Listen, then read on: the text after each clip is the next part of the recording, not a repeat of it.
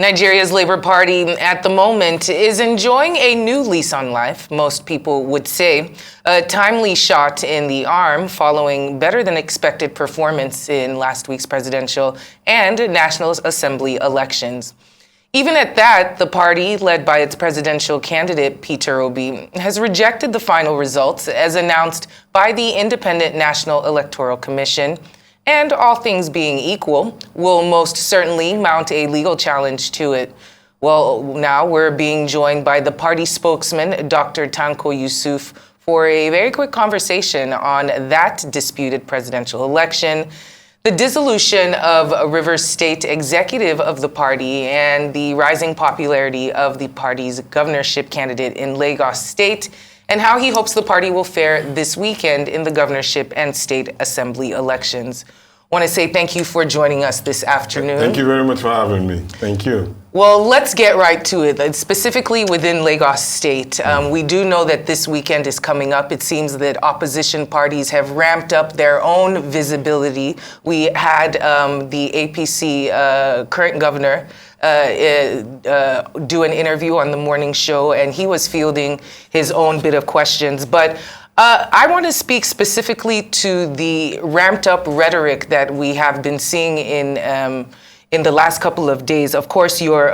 candidate for the governorship of the Lagos State, Gbadebo Rhodes Vivor, he has come under a slew of attack. There's been a lot of ethnic pitting up one against another. It's been tense, just to say.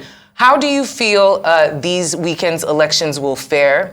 Are you prepared for it in terms of knowing that, well, we hope that it won't be a more confusing than the last set of elections, but it just might. Have you guys mitigated the circumstances? Like, okay, if this happens, then this will happen, knowing that the process might be a little less straightforward than anticipated, just like the presidential elections have gone. What is your feelings going into it? Okay, thank you very much for your question. First of all, the name is Dr. Yunusa Tanko.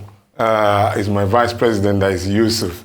Corrected. At the same time, let me make this particular good correction. But before I go to your question, let me wish our governorship candidate in Lagos a happy birthday to a fine gentleman who is about to take over the mantle of leadership for the interests of the Nigerian youth, especially in Lagos. And that is Gbadebo Rhodes Vivor. He's just 40 years old today. And that shows to Nigerians that we have a hope in the Nigerian state, especially in Lagos. You remember, the Nigerian youth actually took over the space in the music industry. And they took over the space in the film industry too. Now today, everywhere they are known in the international community as some of the best and top-notch. That is exactly what they need to exemplify in Lagos with the advent of Gbadebo Rhodes Vivor, because it will be their own government. And actually, attempts have been made to give him a kind of a name that is not his, calling him that probably is not, let me use the word, Omwale, as a using way. That means they are talking that he's a bastard. But unfortunately for them, he's more real a Lagosian than any one of them. I'll give you an example. The present governor himself is from Ogun State. The present governor of this particular state is from Ogun State. Now talk about the state assembly speaker, Obasa, he's from Ogun State. And then the deputy, deputy of the state, also Hamzat, is from Ogun State. In fact, his own father is a king from Ogun State.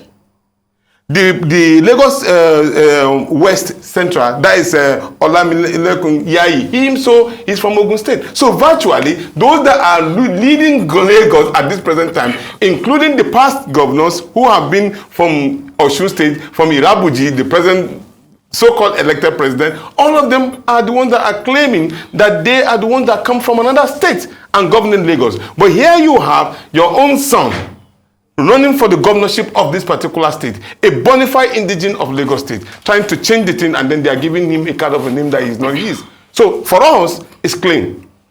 We don't want to go into issues, but we are ready to remove our gloves to tell Nigerians, especially Lagosians, the level of corruption that is endemic in this particular governance.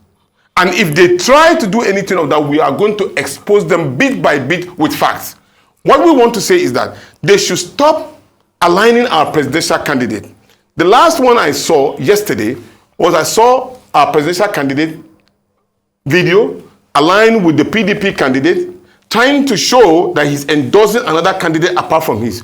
And Peter Obi has made it very clear. It is Labour Party all the way. You vote for Labour Party all the way. From governor, Senate, Federal House of Reps, State Assembly, all the way. Do not let anybody put you any under illusion or deceive you that probably Gbadebo Rhodes has dropped down, or Asake in Kaduna has dropped down, or the governor in Plateau has dropped down. It's all a lie. That was exactly what they did to us in the presidential election. They went ahead to send the video that presidential candidate of the Labour Party, Peter Obi, has dropped from the race. And this was struck all over the northern part of the country. But unfortunately for them, it made us even more popular. And today, we are laying claim, and factually so, that we won that election on the 25th of February. And we are ready to prove it, and that is why our presidential candidate is already in the court. So we are saying to Lagosians that this is the time for you to take over the mantle of leadership. Vote. Come out en masse. If you think you have voted before, do not be intimidated. Because the strategy is pre-election, during election, and after election. The target is to intimidate the people, scare them out, don't make them come out, feel as if they can know. Now, please, ladies and gentlemen, this is the best time in which you can come out en masse to show your strength, so that you could show the Nigerian people, especially those who are in the international community, that what happened on the 25th of February was not a fluke. It was reality, and you are going to double down on it on 11th of March. Well, talking about the presidential election, how optimistic are you that justice will be served, especially with INEC seeking to reconfigure the beavers? Already it has shown their weakness, and they are scared already, because they have, let me use the word, they have poop in the church. And so they cannot really go back to that particular church. That is very clear, because what is clear to us is that if you are so sure of the beavers, why are you trying to reconfigure it? It already shows a criminal tendency, and the court should not indulge such a thing from happening. Because where they want to dodge under is the court. And they are making the court look as if it's just a pick and choose, I can pay and get a judgment. And this is the time in which our judiciary should show Nigerians the legitimacy that they have given to them. Remember, most of our judges have sworn by the Quran or the Bible. And if there's anyone sworn by Obatala, I don't know. But the fact still remains that all of them swear to respect God and do the right thing for the interest of the people. And this is the best time they can rescue Nigeria. We have done our bit, and we've gone to the field, we've challenged them, we've put up a fight, and we won election. Now they are taking it, they are looking for a short corner, and that corner is the court, which we know that we believe that they will do justice to it. I mean, how can you explain to me that when the court has already given us the right to go and inspect this particular document, INEC is denying, they are running away? Just like a scarecrow. So that's to tell you that they are scared shit that they have messed up. But Nigerian people will resist this and will continue to mobilize. But we will do the right thing. We will follow the legitimacy and the legal doctrine as our presidential candidate has said. But at a point in time where they do not do the right thing, we will leave it in the hands of the Nigerian people, and we don't have control over that.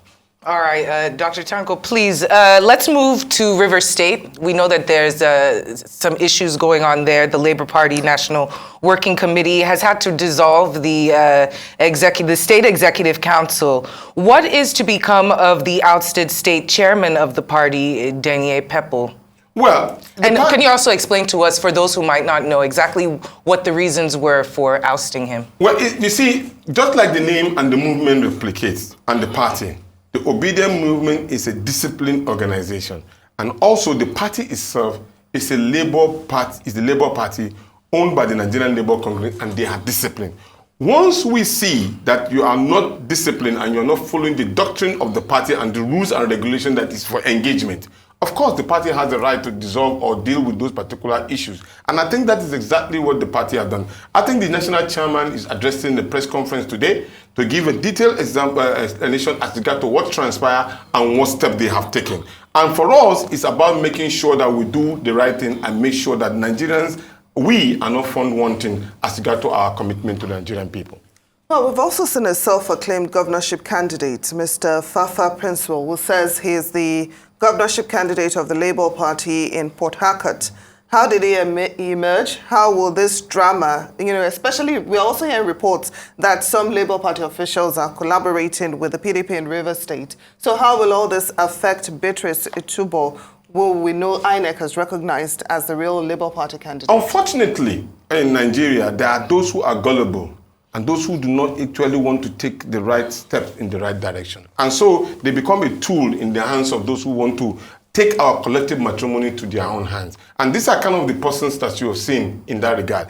The party, according to the Constitution of the Federal Republic of Nigeria and the Electoral Act, it is the party that has the right to actually nominate any candidate whatsoever. So who the party nominates remains the party's candidate. So it's the party that will make pronouncement, not any individual that comes on from anywhere who is seeking for relevance, political relevance, and show himself. No, the party will make pronouncement at these are our candidate and we follow due process A, B, C, D, and we had a candidate. I heard that some people are coming out, even in Lagos here, saying that they are the candidate of the party. And I laugh, because the fact is that we know seriously and surely that Gbadebo Rhodes Vivor and his vice, deputy governor, are the candidate of the party, and they are going to win election by the grace of God, because the will of people cannot be subverted in any way. Well, are you concerned that there could be confusion? You just said that, some of us as human beings can be gullible, and some don't want to do the brain work. They just kind of want to follow what the trends are or what they see. Are you concerned that there could be some confusion between the PDP and the LP? I say that only because we've seen you all join together in a press conference in order to combat the process of the outcome of the results of the presidential election and the way INEC conducted it. We saw the joint press conference, and there are also discussions about the PDP candidate for Lagos State, Banky W, how he might have lost out his ticket, seeing as he might have been misconstrued for a Labour Party candidate, or because Labour Party's vote for presidential was so strong, everyone just voted Labour all across the board. Do you fear that there would be some kind of confusion between PDP and LP going into this governorship election? That's why we are out to clear this. There we go. That's why we are out to clear this. Quickly, you see, a lot of doubting Thomases were up in the air. I know when we visited some of these candidates who are now, trading words with us, we visited them and told them that the third force is upcoming and they needed to join us. But they didn't believe. Now the reality is down on them. Now they are now picking their bags, and then, they are just really like, jittery. Oh my goodness, how I wish I had done this earlier on. Okay, now you want to associate. I told you I just saw the video of Jandon with PO. Yesterday, I saw it. It was on either channels or eyes, they were publishing it. And then you show Peter Obi on PDP logo.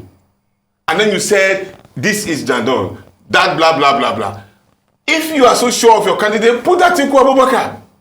Why put Peter Obi? Peter Obi has given his clear marching order to all of his people and his candidate. I am running under the Labour Party. In Lagos, I have a candidate. Gbadebo Rhodes Vivor is my candidate. In Plateau, I have a candidate. His name is Datum. In Kaduna, I have a candidate. His name is Asake. In Kano, I have a candidate. And he mentioned all of their names. So do not, if you are so sure of your own presidential candidate, go and shop with him. Why are you doing a criminal activity? Because what they are doing is criminal.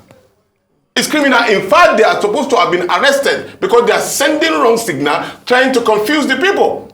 And if they are, according to the Electoral Act, they should be gone for like 2 or 3 years in jail for those people who bring out that particular kind of advert.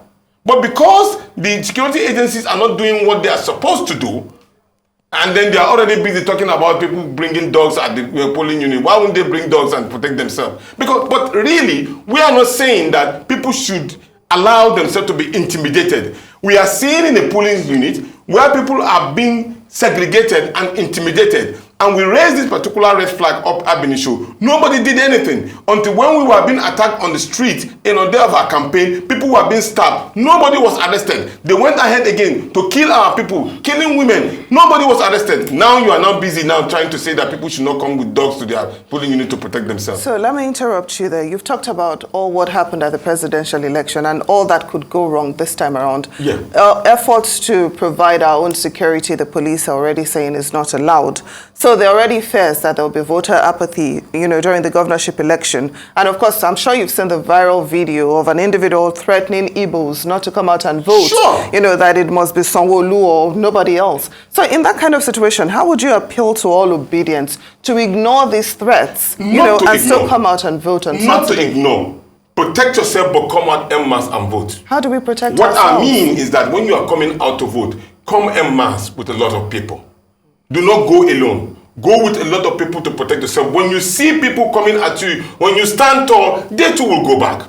But when you go individually and then you allow them to intimidate you, we are not saying that they should be violent. We have not been. They only try to tout us as being violent in any way. But we have not been. You've never seen an obedient person attacking anybody physically. It's not done.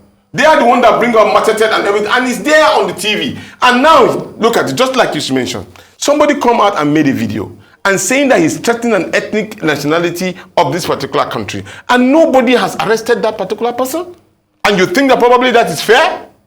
No. If he has come out and he was proud of him to have come out to challenge the authority, then the authority should be able to take him on. That will send a signal. But what we are saying to our members is that they should be able to produce a lot of defense for themselves. Not to carry on, but go in groups. Go in groups so that people will know that you are there and then you are voting for your candidate. Please, do not be intimidated. That is the way in which when you stand to be intimidated, you start to be cheated. Because if we decide not to come out, they will give us all kinds of charlatans, permit me to use that word, to continue to rule us. But when we stand tall, imagine has it been that we were intimidated in the first place, we didn't come out to vote for Peter Obi. Do we have any legal proof now? We wouldn't. But because we came out, we have proofs, people took pictures, people were ready at the polling unit. In fact, because they were so large in numbers, people are intimidating them because we have videos and we have results. So that way, we have something to tender. And now they are even afraid of those particular humongous evidence that we have against them. So that is what's supposed to be replicated on the 11th of March. All right, and with the Labour Party, like you said, when we originally started, well, I guess in our democracy, it's always known as a two-horse race. It's always the APC or the PDP. That's what we're aware of. But here comes Labour Party out of nowhere. And I do want to speak of the rock starification, I guess you could call it that, of Peter Obi. He has become somewhat of an icon. There's this quote that says, they buried us, but they didn't know we were seeds. So he definitely has been catching a lot of flack from the beginning, and he has defied expectations to this end. My question now is, with this hype that has been created and this huge popularity, it's a force. It definitely is a force. Yes, it is. And it's a lack of structure, whatever it is. How will the Labour Party use this to translate into making its own party that third force? Because it's somewhat seen as a flash in the pan, excuse me, but beforehand, who was really thinking about Labour Party? Now it's on everyone's lips. What are the plans in order to make Labour Party something, even after the presidential and the gubernatorial, to make it a party that is worth contending against these other two historical big parties? What are the plans? Do we have more individuals that are going to be brought to the limelight? Are there more social programs that are going to be happening regardless of whether or not you all win the election? What is the plan for Labour Party? Okay, Abinisho, here is where I will give credit to the chairman of the party, Julius Aburi. When we started, we were shopping for a platform at the third force.